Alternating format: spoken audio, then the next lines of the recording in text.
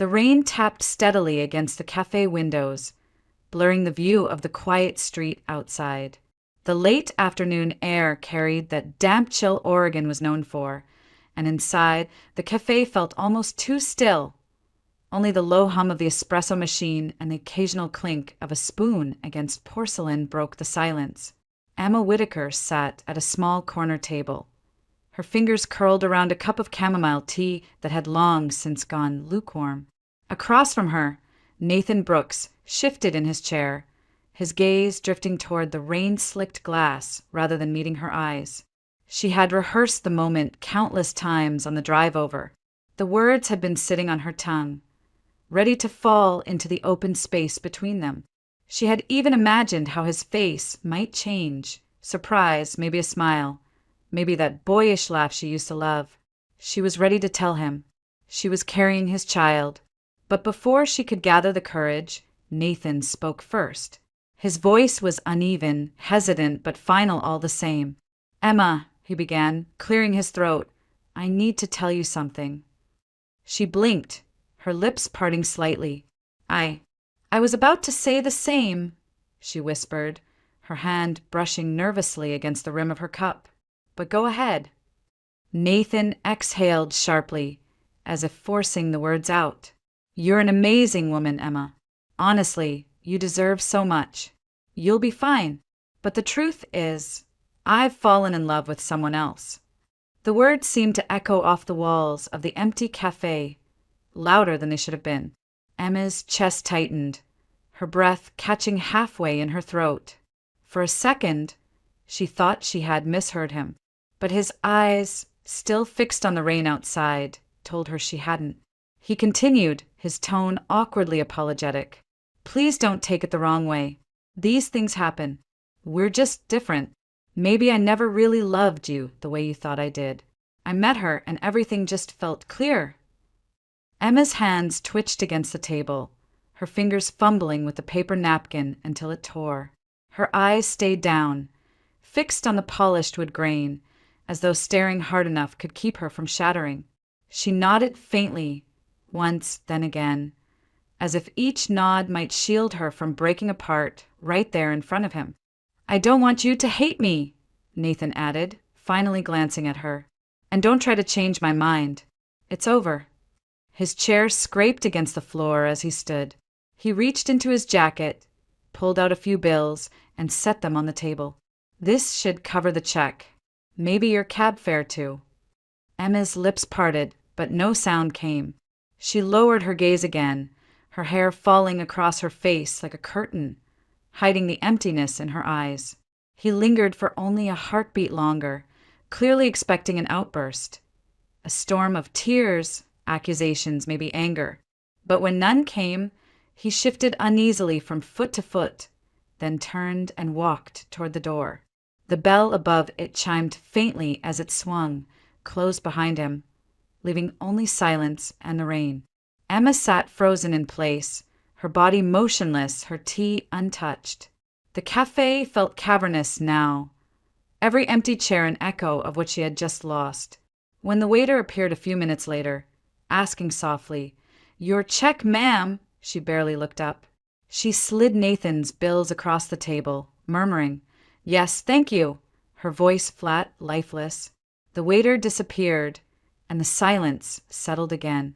Slowly, Emma lifted both hands to her stomach, pressing them against the small swell that no one else knew about. Her chin trembled, and then the tears came, hot, heavy, relentless. They rolled down her cheeks in silence, dripping onto her fingers curled protectively over her belly. She sobbed without sound, her body quaking as the truth of her isolation sank in. The secret she had carried so carefully, the new life inside her, was meant to be a gift, a shared joy. But now it was hers alone. And as the rain outside kept falling, Emma realized nothing would ever be the same again. The house was quiet when Emma stepped inside, her shoes leaving faint marks on the worn linoleum floor. The familiar smell of her mother's lavender-scented cleaner hung in the air, oddly sharp, almost suffocating. In the living room, The muted glow of a lamp threw long shadows across the beige carpet. Her mother, Carol, was sitting at the dining table, flipping through a stack of mail. Beside her, Emma's stepfather, Dennis, tapped impatiently at his watch as if counting down minutes he didn't want to spare. Emma hesitated, clutching her bag against her chest. For a moment, she thought about keeping everything to herself. But the weight of what had just happened at the cafe pressed too heavily on her.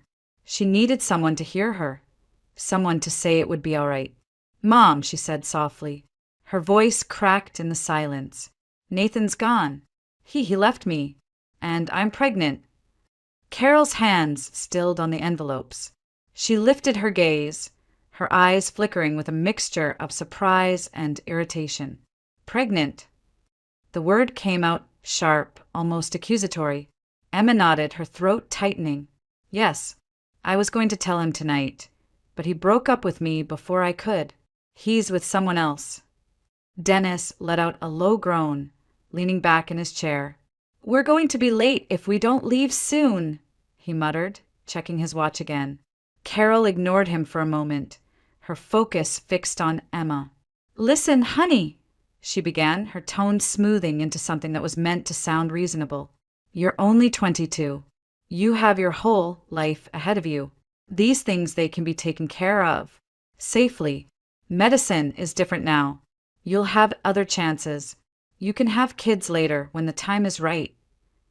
Emma's stomach churned. "Mom, it's not just something to get rid of. It's my baby." Her voice was trembling, desperate, but Carol shook her head firmly. "Emma," she said, folding her arms across her chest, "think about your future. You're still in school, about to graduate. How are you going to manage a baby and a job? You can't just throw your life away because of a mistake." The word mistake sliced through Emma like a knife. She pressed her lips together, trying not to break down in front of them. "Carol!" Dennis interrupted, standing now, his tone clipped. "We need to go. The Hendersons are expecting us at 7. If we don't leave now, we'll hit traffic on the freeway." Carol sighed, glancing at the clock on the wall. She picked up her purse from the side chair and slipped the strap over her shoulder. Before heading to the door, she looked back at Emma, her expression caught between impatience and dismissal. "Just think about what I said. You're young. You'll understand later." And then they were gone. The front door shut with a dull thud, leaving Emma in the half-dark of the living room. The silence pressed in from every direction. She stood there for a long moment, staring at the empty space where her mother had just been. The air felt colder now, heavier. It wasn't only Nathan who had abandoned her. Even her own mother couldn't see her pain, couldn't see the small flicker of life she already cherished inside her. Her legs gave way, and she sank onto the couch, her arms wrapping instinctively around her belly. The tears she had fought back earlier now burned her eyes again. She had never felt so utterly alone. In that silence, her mind drifted to a different time, a warmer time. She remembered summers as a little girl, running barefoot through her grandmother Margaret's orchard just outside Eugene. She remembered the smell of freshly baked apple pie cooling on the windowsill, the sound of her grandmother's laugh carrying across the yard. Back then, life had felt safe, steady, like the world would always hold her up. Now, sitting in the dark living room of her mother's house, she felt the contrast so sharply it hurt. The only place she could picture finding comfort again was back in that farmhouse, in her grandmother's embrace. For the first time that night, Emma felt the faint pull of hope. Small, fragile, but they're all the same. The morning train rattled out of Eugene just after sunrise, its wheels cutting a steady rhythm against the tracks. Emma sat by the window, her hands folded tightly over her lap, her eyes fixed on the gray blur of passing fields. She hadn't slept all night, but her exhaustion was laced with urgency. There was nowhere else to go, no one else to turn to. The city had given her nothing but heartbreak and rejection. The only person who had ever made her feel safe was waiting in the countryside. The further the train moved from the city, the more the scenery shifted. Suburban neighborhoods gave way to open farmland, fields damp with morning dew, barns tucked against rolling hills. The air seemed lighter out here, even through the glass. Emma closed her eyes briefly, letting the rhythmic sway of the carriage calm the storm inside her chest. She pressed a hand to her belly, whispering silently to the tiny life within. "We'll be okay. Somehow we'll be okay." By the time the train slowed into the small rural station, the clouds had broken, and thin rays of sunlight spilled over the platform. Emma stepped down with her single bag, her breath catching when she saw a familiar figure waiting at the end of the platform. Grandma Margaret stood there in her worn cardigan, a scarf looped neatly around her neck. Her silver hair caught the light, and her eyes softened the instant they landed on Emma. Without hesitation, she opened her arms wide. "Emma, sweetheart," she called, her voice warm and steady, just as Emma remembered from childhood summers. The moment Emma fell into that embrace, the tight knot in her chest loosened. Margaret's hug smelled faintly of flour and wood smoke, a scent that carried her straight back to simpler days. For the first time in weeks, Emma felt her body release some of its burden. "You should have told me you were coming," Margaret said, keeping an arm around her as they walked toward the old pickup truck. "I would have baked that apple pie you love so much." Emma managed a small smile. "That's exactly why I didn't tell you. I didn't want you to fuss." They drove back along familiar country roads, the fields stretching endlessly under the autumn sky. Margaret filled the silence with gentle questions about Emma's classes, her friends, how she had been holding up. Emma tried to answer, but her words faltered until they were sitting at the kitchen table, steaming cups of chamomile tea between them. The farmhouse was just as she remembered. Lace curtains, jars of preserves lined neatly on the counter, and the old clock ticking steadily on the wall. Emma wrapped her hands around her cup, staring into the steam, and finally let it spill out.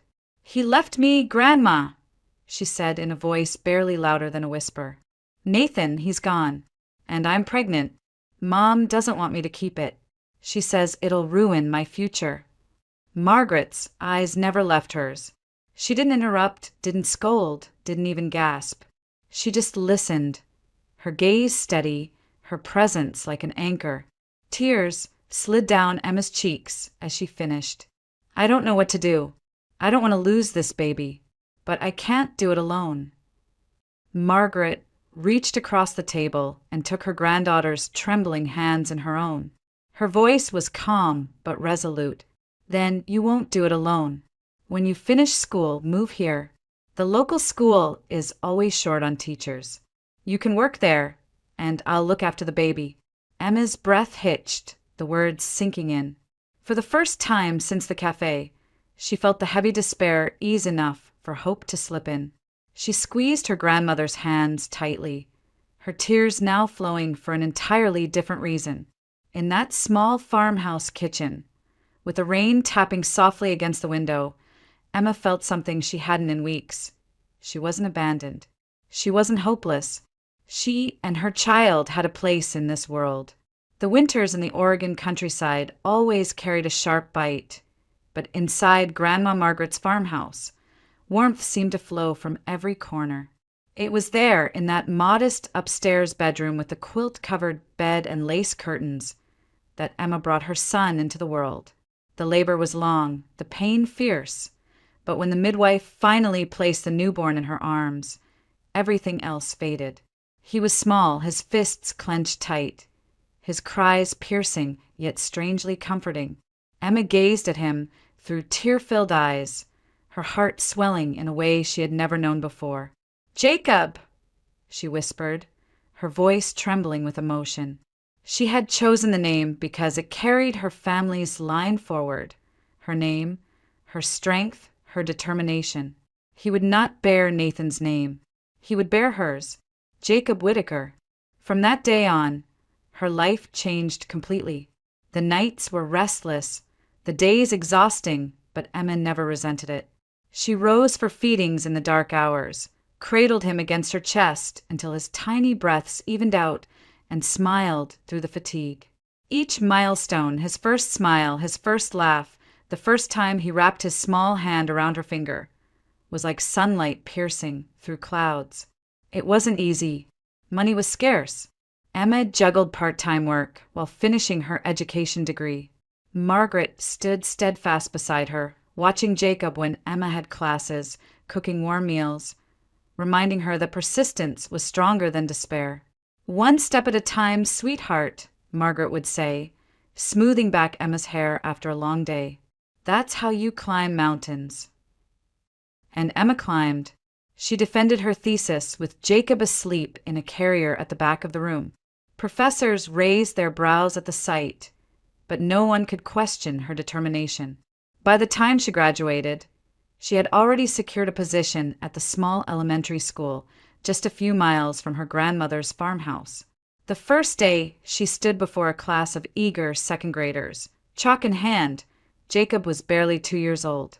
He toddled around Margaret's living room while Emma taught, his giggles filling the farmhouse during her lunch breaks. Teaching had always been her dream, and now it became her reality. She found joy not only in shaping young minds, but in providing a stable life for her son. Life was modest, but it was full. Each evening, Emma walked home from the school with papers tucked under her arm, her heart lifting when she saw Jacob running to greet her at the gate. He had his mother's eyes and her stubborn chin, but his laughter reminded Emma of her late father, a sound she thought she would never hear again, now reborn in her child. The community began to notice. "You've raised a bright boy," neighbors would remark when Jacob tagged along at the market. "He's polite, well-spoken. You must be proud." Proud didn't even begin to cover it. Jacob was her anchor, her reason to keep moving forward. When loneliness crept in at night, when memories of Nathan's betrayal threatened to sting, Emma would glance at Jacob asleep under his patchwork blanket and know she had chosen the better path. Grandma Margaret remained the steady force in the background, her wisdom shaping both mother and child. She delighted in rocking Jacob to sleep, in teaching him old songs, in sharing stories of Emma's childhood. The farmhouse became more than a refuge. It became the heart of their little family. Years passed in that rhythm. Emma no longer thought of herself as abandoned. She thought of herself as whole, rebuilt in a new form. She was a mother, a teacher, and a granddaughter who had not let hardship destroy her. And every time Jacob's laughter filled the house, she knew her life, though not the one she had once imagined, was exactly where it needed to be. Life in the small farming community near Eugene settled into a steady rhythm. Emma taught her students by day, graded papers at night, and poured the rest of her energy into raising Jacob. It was a full life, though sometimes lonely. She had long since stopped expecting romance. Her son was her heart, her classroom her mission, and Grandma Margaret her anchor. That seemed enough. But life has a way of weaving people together when the time is right. It happened one spring afternoon when the fence along the farmhouse property finally gave way after another storm. Emma stood in the yard with Jacob, staring at the broken posts, her brow furrowed. "Well, that's just great," she muttered, pushing her hair out of her face. Jacob, all of 5 years old, held her hand and asked innocently, "Mom, how will we keep the deer out now?" Before she could answer, a voice called from across the field, "Need a hand with that fence." Emma turned to see Thomas Green, a neighbor whose land bordered theirs. He was tall, broad-shouldered, with sun-weathered skin and kind eyes. A carpenter by trade, he had helped other neighbors with repairs more times than she could count. She had spoken to him in passing at the market, but nothing more. "That obvious, huh?" Emma said, a touch of embarrassment coloring her cheeks. Thomas gave an easy smile. "Don't worry. Happens to everyone out here sooner or later. I've got some spare boards in my truck. If you don't mind, I can fix it up." Emma hesitated, then nodded. "If you're sure, I'd appreciate it." Jacob was the first to warm to him. While Thomas set to work, hammering new boards into place, Jacob peppered him with questions about tools, wood, and how strong he was. Instead of brushing him off, Thomas answered each question patiently, even letting the boy hold a hammer for a moment under his watchful eye. From that day, Thomas began stopping by more often. Sometimes it was to check on the fence, sometimes to drop off fresh eggs, sometimes just to say hello after finishing work. Emma noticed how Jacob's face lit up whenever he appeared, how natural it was for the boy to follow Thomas around the yard, chattering endlessly. Emma was slower to open up. Her past had left scars, and she guarded her heart carefully. But Thomas never pushed. His kindness was steady, his presence quiet but reassuring. He joined them for dinner once, then again, until it became a habit. He never tried to take over, never acted like Jacob wasn't Emma's first priority. Instead, he fit himself gently into the spaces of their life, as if he had always belonged. Seasons turned. Emma found herself laughing more often, lingering in conversation with him long after Jacob had gone to bed. She caught herself watching him repair a gate or carry hay, realizing that her chest didn't feel tight with fear anymore. It felt warm, safe. A year after that first day with the broken fence, Thomas knelt in the small garden behind the farmhouse, a simple silver ring in his hand. There was no grand speech, just a quiet, heartfelt promise. "Emma, I don't want to change your life. I just want to share it with you and with Jacob." Tears stung her eyes as she whispered yes. The wedding was simple, attended by neighbors and a few close friends. Grandma Margaret stood proudly by her side, and Jacob, wearing a small suit, grinned from ear to ear as he held the rings. When the vows were spoken and Emma became Mrs. Green, she felt not only like a wife, but like someone who had been given a second chance at happiness. Emma and Jacob moved into Thomas's farmhouse shortly after, blending their lives seamlessly with his. The house echoed with laughter, the yard with Jacob's playful shouts. For the first time in years, Emma lay her head down at night and felt her heart rest completely. It wasn't dramatic, it wasn't rushed, it was steady, genuine, and real. And that was exactly what she had been searching for all along. The morning was bright and clear, the kind of day perfect for a school field trip. Emma walked at the front of her second-grade class, clipboard in hand, while the children chattered excitedly behind her. Jacob, now 7, stayed close to her side, his small backpack bouncing as he kept pace with the group. They had already toured the local museum in Eugene, where wide-eyed children marveled at dinosaur bones and Native American artifacts. Now, with time to spare before catching the train home, Emma led them through the city park nearby. The air was fresh, the grass still damp from last night's sprinklers. Children darted ahead to look at the fountains and flower beds, their voices mingling with the rustle of trees. Emma smiled, calling for them to stay together, her teacher's voice calm but firm. She felt proud of her students, proud of Jacob, proud of the life she had built. Then, as they curved around a path lined with benches, Emma froze. Not 20 yards away, near the edge of the park, stood a figure she knew too well, Nathan Brooks. Her breath caught in her throat before she could stop it. Time seemed to bend, pulling her back to that cafe years ago, to the words that had broken her. But it wasn't the same man she remembered. Nathan's hair was thinner, his jaw tight with tension. He wasn't alone. Beside him stood a woman in a sleek blazer, her arms folded as she snapped something sharp and dismissive. Nathan's voice rose in reply, angry, almost desperate. People passing by slowed to watch as the argument escalated. Nathan gestured wildly toward her, his face flushed with frustration. Emma stood rooted, her students gathering curiously around her. She could hear fragments of their shouting, accusations about money, long hours at work, resentment simmering just below the surface. Nathan's voice, once smooth and charming, sounded coarse, bitter. Her heart thudded, but not from pain this time. She felt nothing. No longing, no anger. Only distance. as though she were observing a stranger's life unravel from behind a pane of glass. "Mom." Jacob tugged at her sleeve, his blue eyes lifting to hers. "Are we going to keep walking?" Emma blinked, then looked down at him. His small hand slid into hers, warm and steady, grounding her in the present. She smiled faintly and squeezed back. "Yes, sweetheart. Let's go." Without another glance, she guided her students along the path, steering them toward the open lawn where ducks waddled near the pond.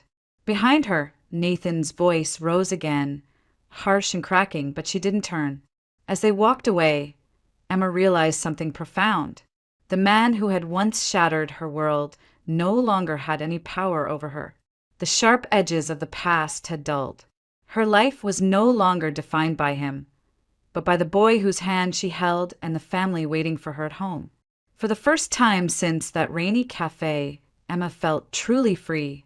The group made its way back toward the train station, the children tired but still buzzing from the day's adventure. Emma walked alongside them, keeping count with her clipboard as they passed shop fronts and cafes lining the street. Jacob skipped ahead a few paces, pointing out a bakery display filled with frosted cupcakes. Emma smiled at his excitement, her heart lightened by the simple joy in his voice. Then her gaze drifted toward the window of a cafe and froze. Inside, seated at a corner table, was Nathan Brooks. Time seemed to slow. He looked older now, lines carved deeper across his forehead, but the way he leaned back in his chair was unmistakable. Across from him sat a younger woman, stylish and confident, her expression sharp even in laughter. Between them, a little girl with curly hair toyed with a spoon, no older than 5 or 6. Emma's stomach tightened, her breath catching. For a moment, she couldn't move. Her past, the betrayal, the heartbreak, the nights she cried into her pillow, was suddenly sitting only a few feet away, smiling at another family. Then Nathan noticed her. His eyes widened, recognition flashing instantly. He straightened and lifted his hand in a casual wave, as if they were old friends who had simply crossed paths on the street. The woman beside him followed his gaze, and when she spotted Emma, her lips curved into a smirk. She leaned close to Nathan, whispering something Emma couldn't hear, before laughing aloud. Nathan chuckled with her, the two of them sharing some private mockery at Emma's expense. The sound, even muffled through the glass, pierced her like a blade. Emma's legs stiffened, her chest heavy with the weight of years she thought she had already buried.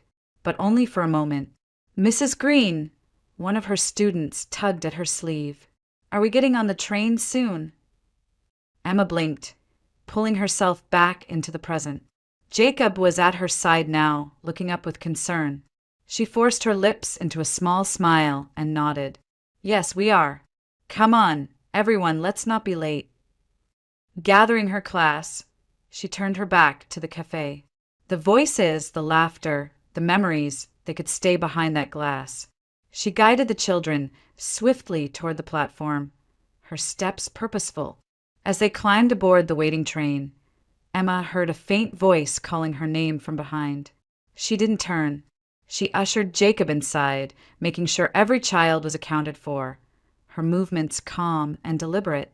The door slid closed, the whistle blew, and the train lurched forward. Through the window, she caught one last glimpse of Nathan standing outside the cafe, his expression unreadable as he watched the train pull away.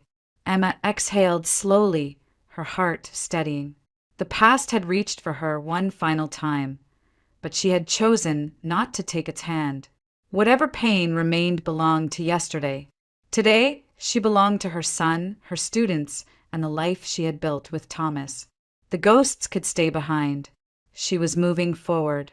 The train jolted softly as it began to move, its wheels clattering against the rails with a steady rhythm. Emma guided her students to their seats, her teacher's voice calm and practiced as she counted heads once more. Jacob slid into the window seat beside her, pressing his small palms against the cool glass. He squinted, his brow furrowed. Mom, he asked quietly, who was that man? The one who kept looking at you.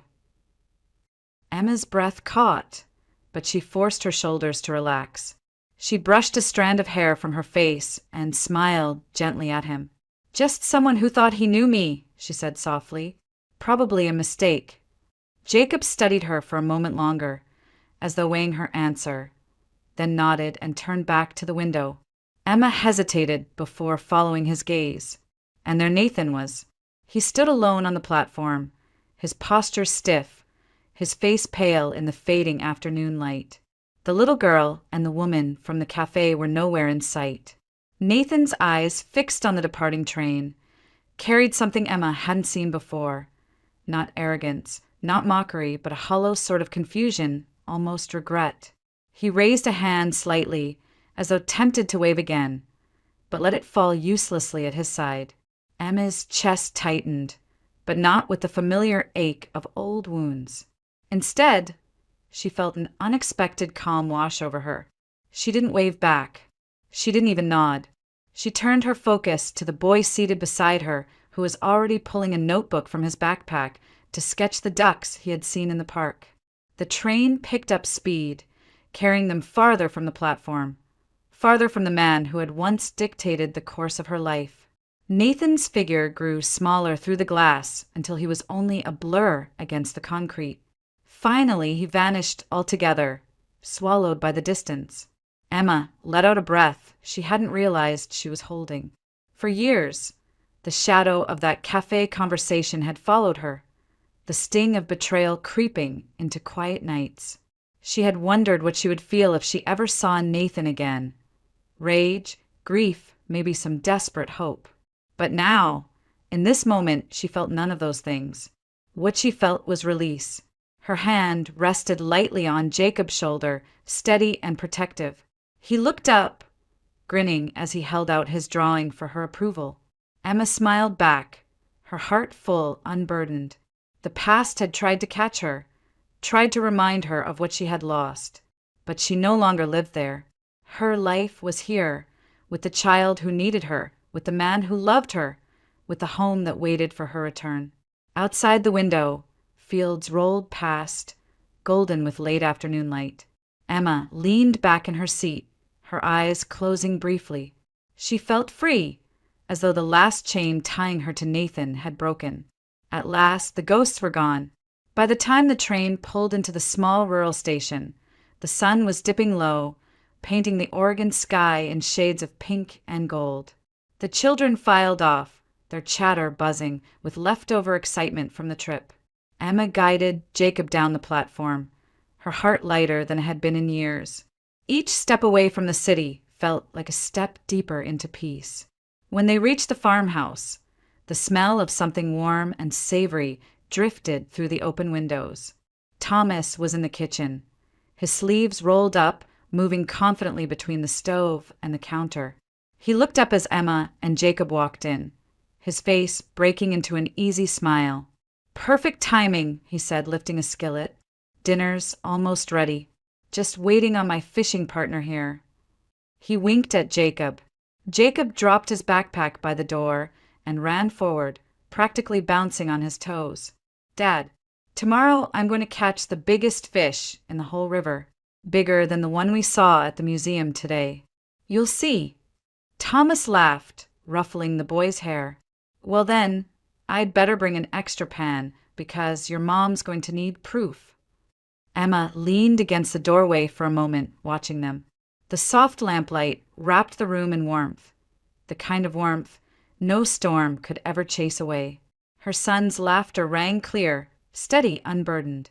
Thomas moved with the kind of ease that came only from love freely given, not earned through guilt or pity.